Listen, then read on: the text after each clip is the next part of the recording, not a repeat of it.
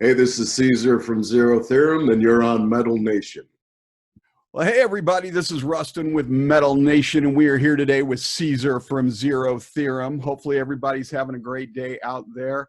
How is everything going in your corner of the world in this sort of COVID chaos nonsense and the surreality of everything that's going on? Right. Yeah, it's daily life's kind of gotten to people like to use the term the new normal. So we're kind of doing that, wearing your mask where you have to wear your mask and enjoying yourself otherwise and trying to get on with daily life.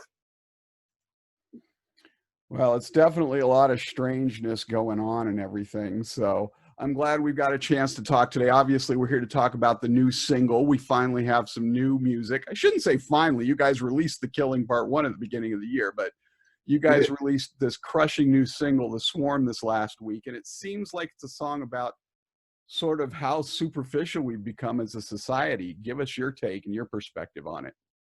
Yeah, I think you're hitting right on the head there. It's really about just kind of telling people to take a second and take a beat, and while we're grimly mocking the self-involved, if you will, we're also saying that there's a way forward if we can be honest about our issues and our problems, and get to a point that we can actually speak to one another in a rational manner.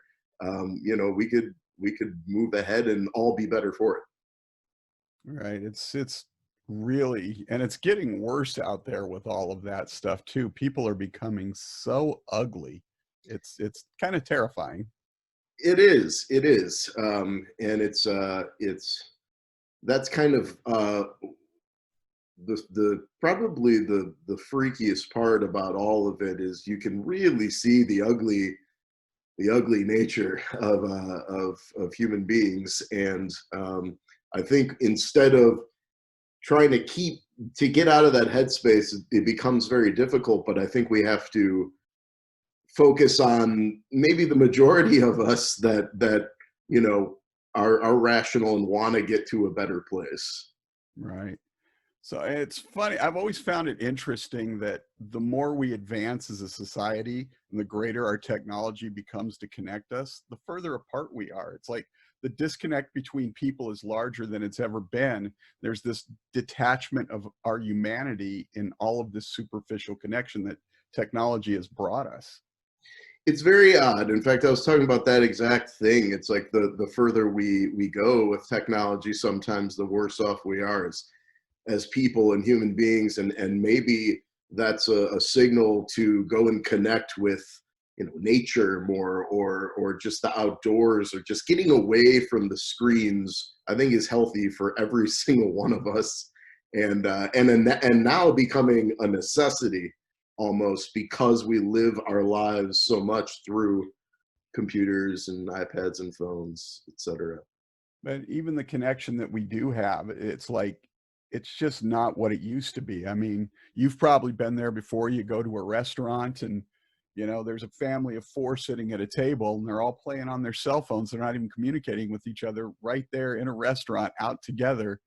And you see so many of the newer generations, Gen X, millennials, whatnot, that are coming up over these last 20 years or so, where they're not even engaging in real relationships. Their entire culture is based around the internet and social media and their photograph likes and all of this stuff.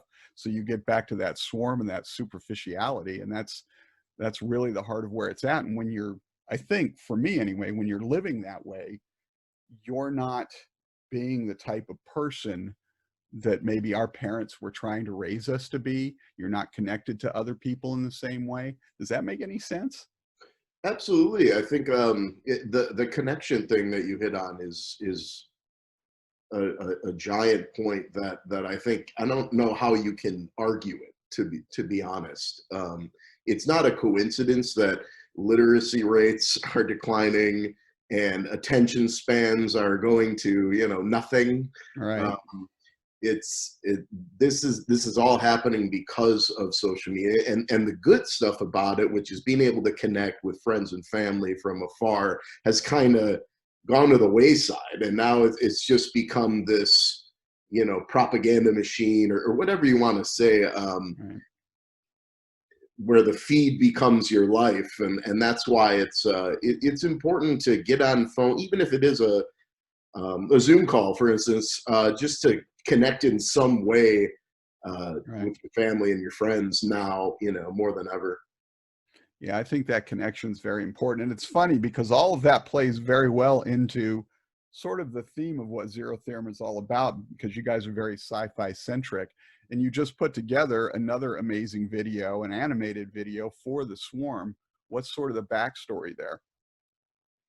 Yeah, we talked about it with our director that we found online, Lubomir, and he really understood and got the vision and started to run with it. And really, you know, we like people to come up with their own, you know, thoughts about what the video is about, and what things could be symbols for. But I think it definitely goes along that theme of just like, you know, as you mentioned, the superficiality and becoming, you know, the all of the Killing recordings are kind of saying, you know, suffering is inherent to life itself, and so let's not try to do things that sweep everything under the rug, and not and at least try to realize that's the truth, and we have to deal with that, and then and not wallow in it either, and become, you know, try to figure out like ways forward that we can, you know, all use, and just make it a better society and everything else for all of us, you know. Yeah, absolutely. So now, and listening to all of this, and I was going back and listening to the Abraxas EP, the Killing, the first EP, and everything, all your previous stuff, and I can hear the growth and evolution of Zero Theorem, of the sound. Is that sort of purposeful on your part to expand the sound, or is that just part of the ongoing maturation of your songwriting? I think that's both. I think we're, you know, we're certainly getting to a point as far as the songwriting goes where we're honing in and dialing in on certain things, but we definitely always wanted to push the boundaries and sort of, you know, for me, the reason why it's great to be an alternative metal band is because you can take from alternative music, electronic music, metal, and rock music, and kind of just you know, do what you will within those frameworks, and then that leaves a big space to create a lot of things, and that's what we're trying to do. Well, and you guys are doing a fantastic job with it, so Thank thank you. you for that. Thank you. I appreciate that. So you broke the Killing recordings into at least two EPs. The second comes out later this year. First came out at the beginning of the year. And you alluded to this before, did the ADHD nature of listeners contribute to the decision to split it, time and money, or as a sequel, did it sort of just fit the narrative theme to break it into parts? Yeah, it definitely fit the narrative theme, so that worked out. I feel like also these 5 tracks are, as you mentioned, kind of more of a progression, also of the sound. So it fits together in that sense as 2 separate EPs. Right. Um, but also, I would be, you know, stupid to ignore the fact that streaming and releasing songs in a not all together, because we live in such a, you know, what have you done for me lately society right now. So and that includes music, to the point of everybody's talking about, should we even be doing albums anymore, should we be doing singles, and that's it, you know. Right. Uh, to to me, I feel like we need to at least, you know, as a developing band, need to spread that stuff out, and still, you know, give people time to enjoy a song before jumping into the next thing, even though I personally still love full albums and always will. Right. So that's where we're at.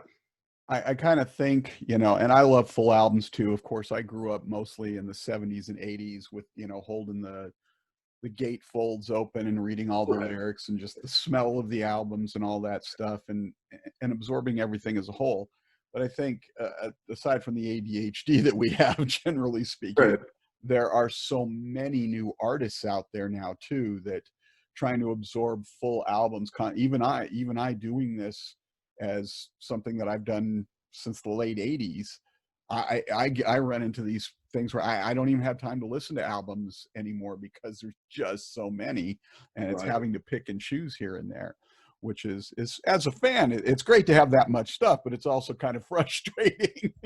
Yeah, you lose focus because it's all over the place, right? There's more music now than there ever has been, which is great in one sense, but it's also becomes, paralysis by, not being able to choose Right. what to listen to, or only give something 30 seconds that you might have given longer, had you had the time or the ability. So on the Killing EPs, you talk about sort of that theme of suffering, and on the Swarm, obviously superficiality. What are some of the connective themes of the Killing, especially the Killing 2, which will be out a little bit later this fall? Um, I got to imagine entitlement has to fit in there somewhere, because I think it kind of binds all this shit together these days. It does. It does. I wouldn't. I'd be remiss if I ignored that subject as far as being involved in some of the writing process and some of the lyrical content. Um, but again, it's like as you mentioned, it's just really throughout all of the Killing recordings, the first EP included. It's about just the recognition that we're all going through strife. We all have our issues, our things. So let's try to at least not push that stuff away and realize it and try to get forward, and instead of being cynical about it, just saying, hey, this is real life, so let's figure out ways to get stronger together and through this. Yeah. I rant here, I guess. I think the theme of suffering comes full circle.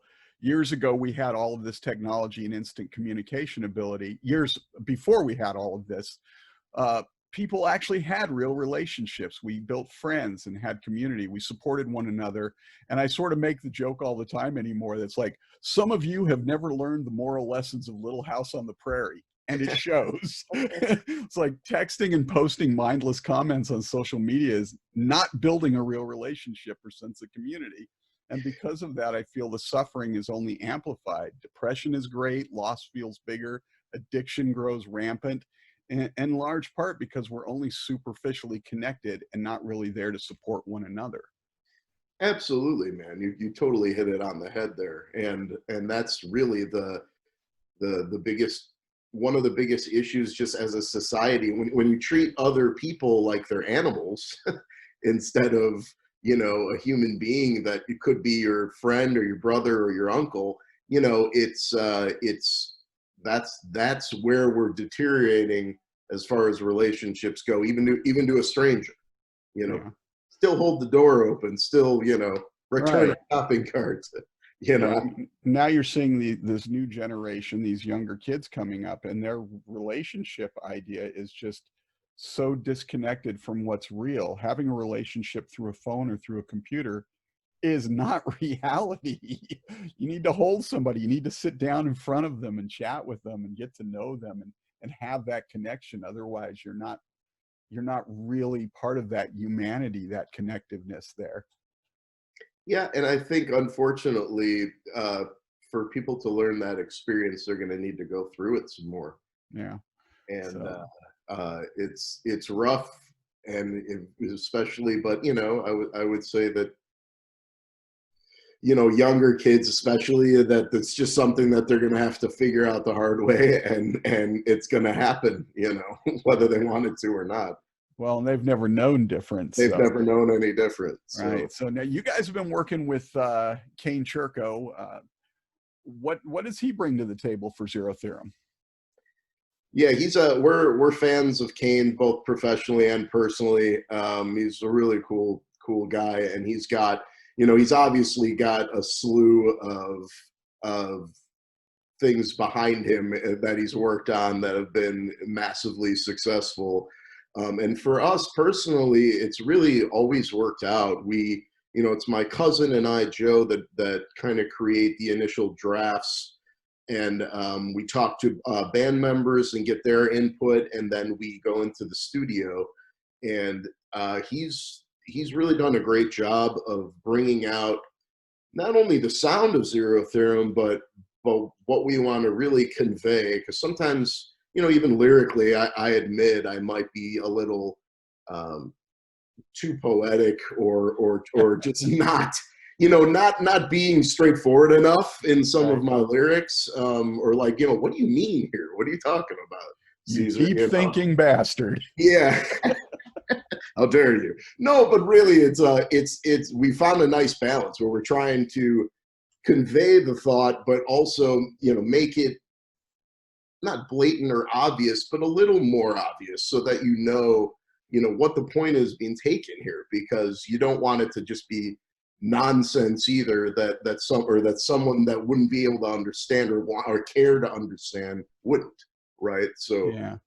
Well, and you're walking that fine line too, between basically telling the listener what it is you're thinking about this versus allowing them to listen to it and hear the lyrics and sort of develop their own vision of it, which I think as an artist, what you want to do more often than not. But if you're always. deeper than most of them, they may never get it. So. No, there's a lot of music out there. I'll talk about progressive music in particular. That some bands where it's like, okay, man, I'm not with you, but it's really cool, you know. Right.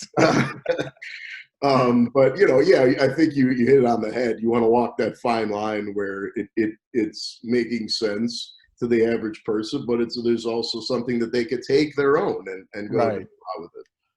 So now I believe you guys have already worked on or have completed a couple of other videos for the EP, but before you actually release the EP, will there be another single released in advance? Or you just There will be. There's going to be one more. The song is called Translucent, and there's going to be also another animated video, much more alien centric and in a different world. So we're also going to try to expand that Zero Theorem sci-fi universe, and so yeah, we're gonna it's very well done. Another director took this one on, and we're excited to put that one out as well. Well, we're looking forward to hearing it, seeing it. What can you tell us about that song? It's always more of a mid-tempo track, I would say, and it's I haven't really thought about the lyrical content yet to give you like a quick synopsis, but it's more about, I mean, that exact, you know, title where there's a lot of people that come forward as one thing, and it's obvious to me anyway that they're not that thing, and really just talking more about that subject, and I guess you could say fake or lies that people portray. You can see through the mask. Exactly. So with everything that's been happening the first half of this year, obviously the COVID, the political nonsense, the upheaval financially, just the craziness of it all. How much of that has impacted your creative headspace and the new music you're writing? Funny enough, I think Kane said, it's interesting when you're in a post-apocalyptic type of band and then the shit's really happening. I mean, he didn't say, I'm paraphrasing, of course, but it's not really affecting our lyrical content, let's say, because we've been kind of writing this way anyway for the past few years. It's just a little frightening that it's right in front of our eyes this year in 2020, you know, kind of a deterioration. And we certainly weren't prepared as a country, and we're still working through it. So all we could say is let's try and realize this stuff, realize our faults, and move forward in a better way, right? Absolutely. All right. So last question, just for fun before we get out of here, just to get to know you a little bit better. For some insight into you, what book might we find on your nightstand right now? And what have you been binge watching during the lockdown as we all gain our COVID-19 pounds? Binge watching. Well, I need a little humor, so I've actually been trying to catch up on Rick and Morty. So, so not anything too, but there's a little bit of cerebralness in there, I suppose, but it's pretty funny. And the book, let's see, the one I had, the last one that I was reading, yeah, The Grand Design by Stephen Hawking. It's an interesting read about our universe. I'm trying to always think bigger than seeing a a good looking steak on Instagram or some kind of sort of propaganda, or I feel like everything is designed to be around what you like, so it's difficult but you need to break away, right? So right, from The Grand Design to Rick and Morty. Yeah. Oh yeah. Well, you need that comedy or you're gonna balance. Lose. So you need the balance. Exactly. Beautiful. Caesar of Zero Theorem, the new single out now, The Swarm. Fantastic video. Go check it out. Dial up the music, buy it, check it out on Spotify or whatever you listen to it on, and catch up on all their back music. And we look forward to the new EP coming out probably October, November-ish, we're hoping, I think. Yeah, that's what we're looking at.